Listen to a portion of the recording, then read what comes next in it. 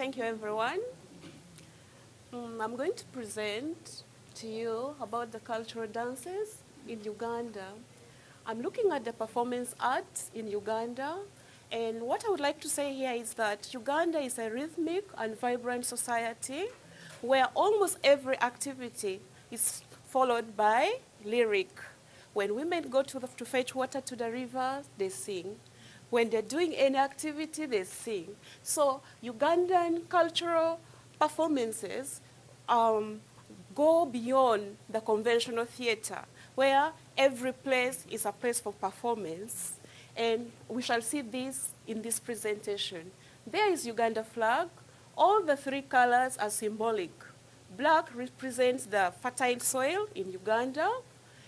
The yellow represents the sunshine, the equator that passes through Uganda.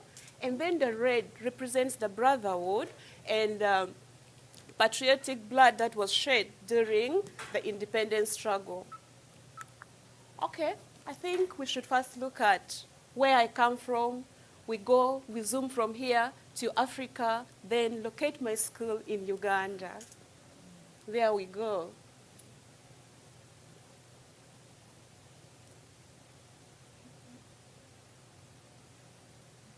Yes, you can see Uganda is in the interior of East Africa, just there. It is in the interior of East Africa. That means Uganda does not have any port. It is a landlocked country. And my school is just there. It's a rural school. It's in the central Uganda. And this is my school. It's Mwerere Senior Secondary School. I've been in this school for 1 year now. Before I applied for this program, I was in a neighboring school, which is Manza Senior Secondary School. It is just down here. This is the school where I was when I applied for this program. But since I'm a public servant in Uganda, I was transferred in March to go to the neighboring school. That's why I'm talking of Mwerere Senior Secondary School, but not Manze, which appears in most of my documents here. My school, it's a rural school, fine. Wait a minute. These are my students. You can see the nature. We are in a rural setup, and most of the thing, we are so much abreast to the nature. This is the football team in my school, and this is the school assembly. We address our students in the white open air outside under the tree because the population is so big and we don't have specific room that can accommodate all the students. This is my class. It's a big class. Averagely, my class is 65. You find 65 students in a class, and they sit in row and column. Yes, who is Dorothy? Oh, who is the Dorah? Dorah is a teacher. I teach English, language, and literature in English. I teach both at middle and high school. I have 15 years of experience. I taught in a private school for 3 years before joining the government service. And then my hobbies are writing, theater, and reading novels. I operate on a core principle that culture, the true identity of a person is depicted by the culture. He or she can identify herself through the culture. That's why, despite education, I still cherish the cultural value in my society. And we have a proverb that never uproot a pumpkin from an old state.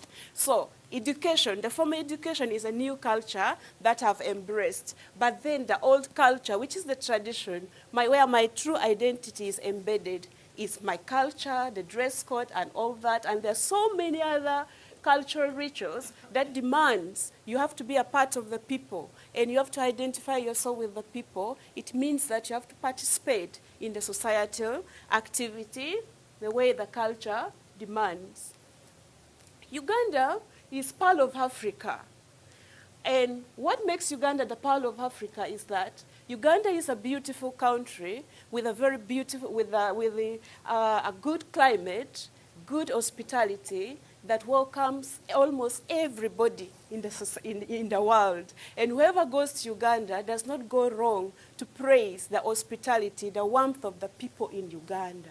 My school is just, I teach in Wakiso district. This is where my school is located, just around Lake Victoria, one of the biggest lakes in the world. And then my place of origin, I come from far north Uganda, Gulu district, but work down here in the central parts of the country. Now, we look at the cultural institution in Uganda. Uganda cultural leaders are highly respected because they are the direct contact with the people, and they help in resolving several cultural, both political, religious, and cultural conflicts in the community. So the central government recognizes the presence of the cultural leaders in the society and use them to reach the people in the grassroots. That's why you can see our president is greeting one of the kings, Ugandan kings. And these are some of the cultural leaders in Uganda. So the cultural institution is highly valued in Uganda. Then Uganda has got several cultural dances, and each stage of growth has got its own dance. As I told you earlier on that, in Uganda, every activity is accompanied with a dance, or at least lyric. That means the adults cannot dance with the young. There must be different dances for the young, and this is it. This is a pre-adolescent dance. During that stage, between the 6 to 10, 11 there, the young girls are set aside. They dance and practice as young girls. And they do not mix with the boys because that's one of the formation of a child in the society. A girl has to participate in her own activity. She has her own role. The gender roles are well streamed. The boys also have their own activities. Due to that, the girls in their cultural dances, they do things that help them to perform the society core that is expected from them. You can see these young girls are trying to balance. And one of the cultural values of a Ugandan woman is to balance things on her head. That's why she's trying to do this, they're trying to do this, and those ones are dancing vigorously because a girl is supposed to walk with a lot of energy. She has to be energetic in the society as she performs her activities. This is from the central part of Uganda, another cultural dance for the pre-adolescent girls, and these are the boys. You can see how they are beating the calabashes to show their role in the society, that they are supposed to be energetic and they are supposed to be the strength, the backbone of the society, and protective to the girls. Then we have also the courtship dance. The courtship dance, this one is during adolescent age. In the past, by the age of like 17, 18 there, before the formal education, most young people tend to look for their marital spouses or partners. And this is the time to curb immorality in the society. They said, no, you should not do things in the dark. Come in the open. So they display their interest and attraction in the dance. So this is where most of the girls and the boys also somehow get attracted to one another. And each tribe do perform it differently. Like you see this is from the western part of Uganda. That one is from the northwestern part of Uganda. And this is from the northern part of Uganda, where the girls balance a lot, and the boys stand aside in admiration and take interest in the particular person they would wish to take. And then another dance that we have is the circumcision dance. Circumcision is one of the treasured culture in the eastern part of Uganda, where every boy at a certain age, that is the age of 16 going to 18, 20 there, must undergo. And they undergo it publicly as a show of brevity, as a show that is really willing to take his responsibility as a man. And this dance is not done the ritual is not done in a secretive way. It's done in a public way, and it's a pride to them, for the people. Because one thing is that when they come in the society, you are named. For example, if there are like 20 people who are going to go through the ritual, the 20 people are given the name for that year of circumcision. Then where is your identity if you don't participate in it? You are treated as an alien in the society. So everybody really, the heart thrums and beats towards that. A boy child grows knowing that at a certain age, I have to face the knife in public before the people. And that's what happens. And to enchant them, to make them face the knife with brevity, they dance around. They dance in the community. People give them gifts. And at the right time, they go and face the knife majestically with courage, and people will give them hulation as a show of brevity. And whoever wins is not counted as a man. Then we have the royal dance. The royal dance, you can see, these dancers have also the leopard skin, which the king had at one time when I showed you the president with the king. The leopard is treated as an emblem of royalty, and the drum also signifies the nobility.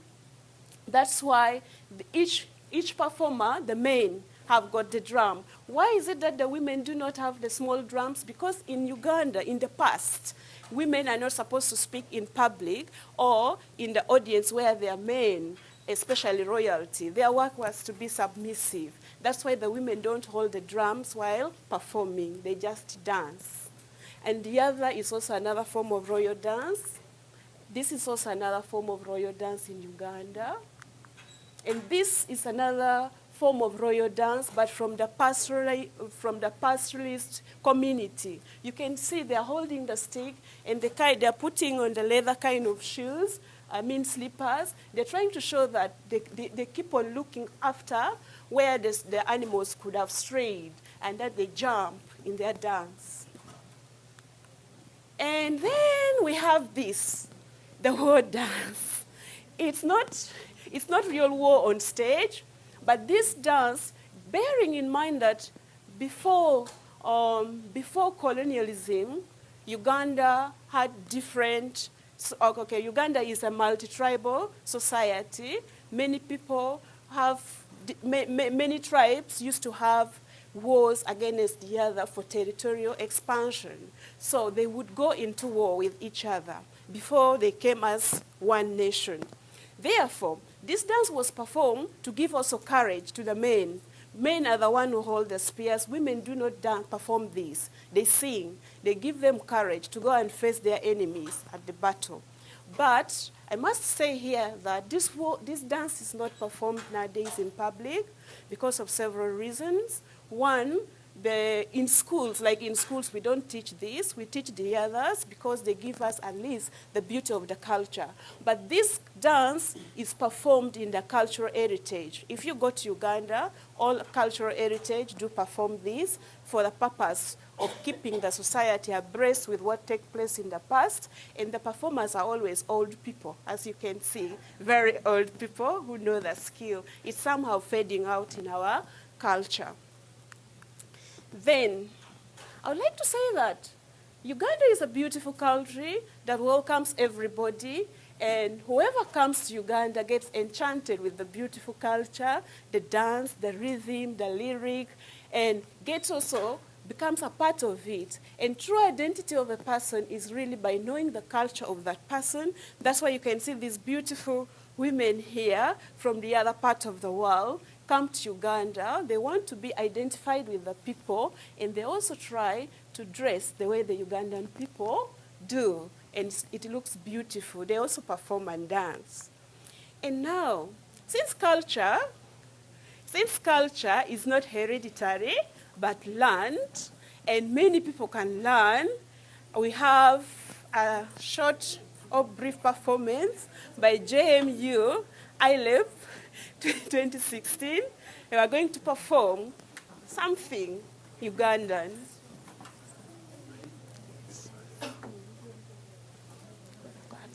We go outside.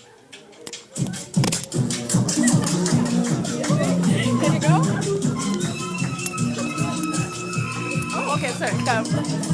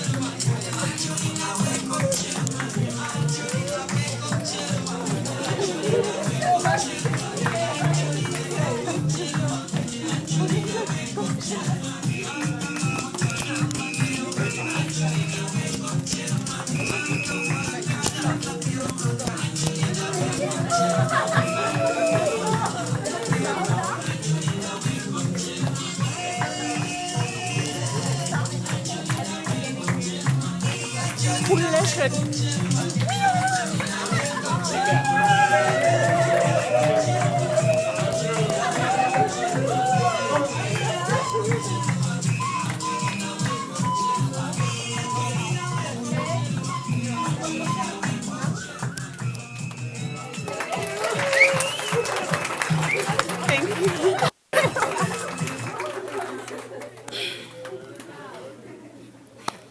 Okay, that's how we have crowned our performance, our Ugandan cultural arts. Thank you.